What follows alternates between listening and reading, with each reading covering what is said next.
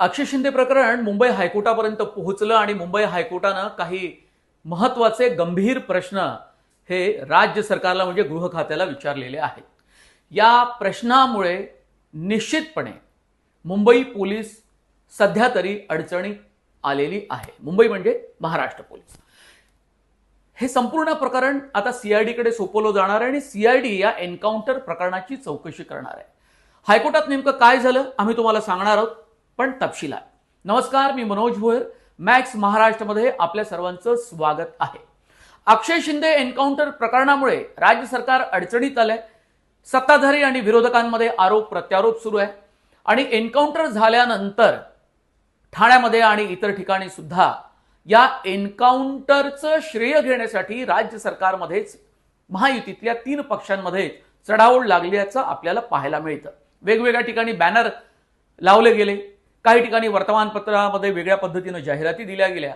इतकंच काय, सोशल मीडियामध्ये सुद्धा पोस्टर बनवून व्हायरल करण्यात आलेले आहे। अर्थात अक्षय शिंदे बाबत कुणालाही सहानुभूती असणार नाही, कारण बदलापूर अत्याचार प्रकरणातला तो मुख्य आरोपी होता आणि इतर आरोपी अजूनही मोकाट आहे। त्यांच्यावर पोलीस अजूनही कारवाई करू शकलेले नाहीत आणि ते फरार आहेत। तेही तितकेच दोषी असल्याचं सांगण्यात येत आहे, पण अजूनही ते पोलिसांच्या तावडीत सापडलेले नाही। पण आता त्या संपूर्ण प्रकरणापेक्षा हा एन्काउंटर जो झाला तो फेक असल्याचं आणि या एन्काउंटरवर अनेक शंका विरोधकांनी उपस्थित केलेल्या आहेत।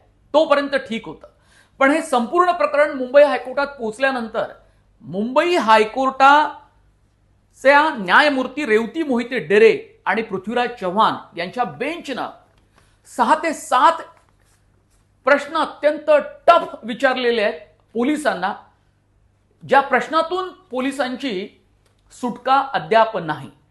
या स्टेजला आम्ही कोणतीही शंका या एन्काउंटरवर उपस्थित करत नाही असं 2 न्यायमूर्तीच्या खंडपीठानं म्हटलं असलं तरी काही महत्त्वाचे प्रश्न मात्र त्यांनी विचारलेले आहेत। एक तर कोर्ट असं म्हणतंय की हा एन्काउंटर ज्या पद्धतीनं झाला त्यावर विश्वास ठेवणं आमच्यासाठी खूप कठीण आहे।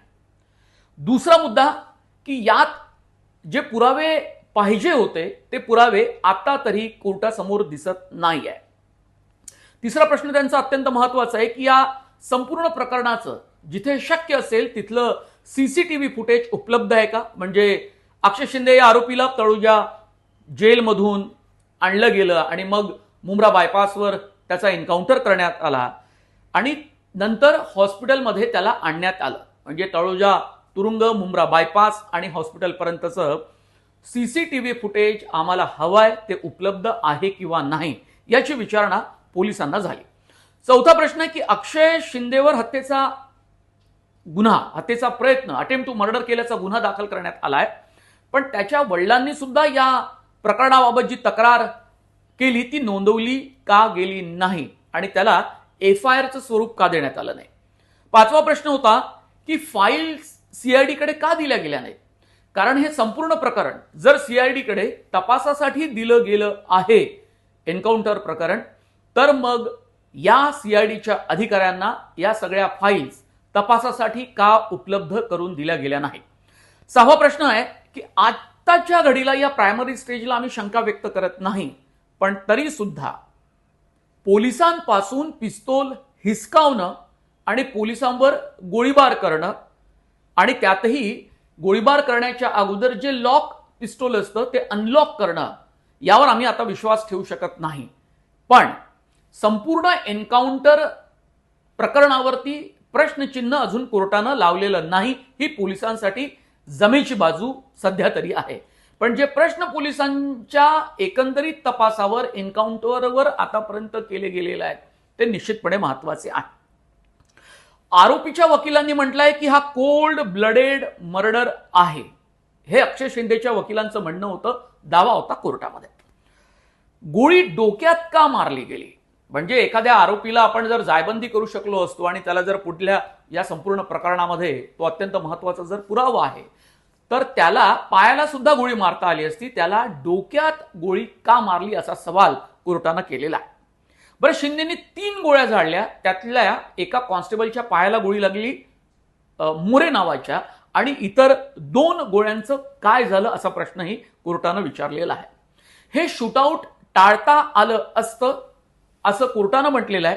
पण या संपूर्ण एन्काउंटर प्रकरणाची चौकशी ही नीट व्हावी आणि सगळे पुरावे, सगळ्या बाजू सुस्पष्टपणे कोर्टासमोर 3 ऑक्टोबरच्या सुनावणीमध्ये मांडल्या जाव्या.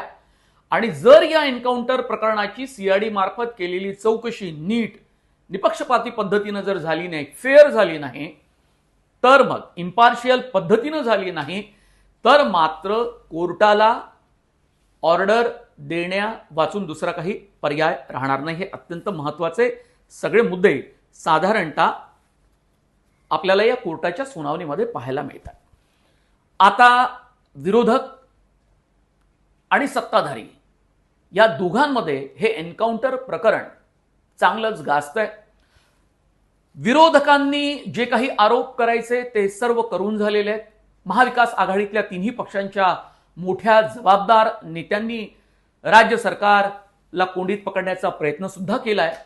आणि सत्ताधारी खास करून उपमुख्यमंत्री आणि गृहमंत्री देवेंद्र फडणवीस, मुख्यमंत्री एकनाथ शिंदे यांनी सुद्धा पहिल्याच दिवशी आणि दुसऱ्या दिवशी सुद्धा विरोधकांच्या प्रश्नांना उत्तर देण्याचा प्रयत्न केलाय आणि त्यांच्यावर सुद्धा काही आरोप केले की फाशीची मागणी करणारे विरोधक आता या एन्काउंटरवरून सरकारला शहाणपणा शिकवत आहेत. काही असो, पण आता हे प्रकरण कोर्टात गेल्यानंतर निश्चितपणे राज्य सरकार, गृह खातं आणि राज्य पोलिसांना या संपूर्ण एन्काउंटर प्रकरणाबाबत नीट तपशीलवार माहिती ही कोर्टाला द्यावी लागेल.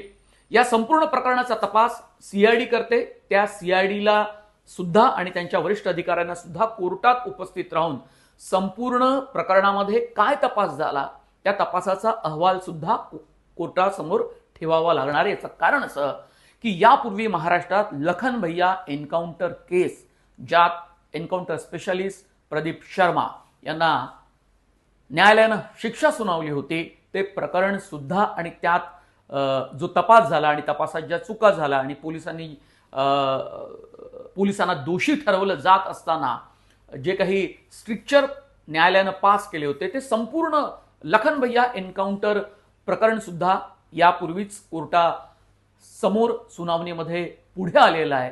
आणि त्यामुळे हे प्रकरण पुढे असताना त्या मागच्या प्रकरणाचा सुद्धा संदर्भ निश्चितपणे घेतला जाऊ शकतो. त्यामुळे पोलिसांना आपल्या तपासामध्ये पूर्णपणे काळजी घ्यायची आहे.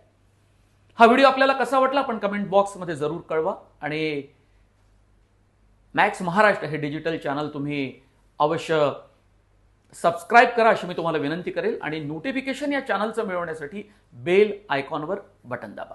तुम्हा प्रेक्षकांचे खूप खूप धन्यवाद.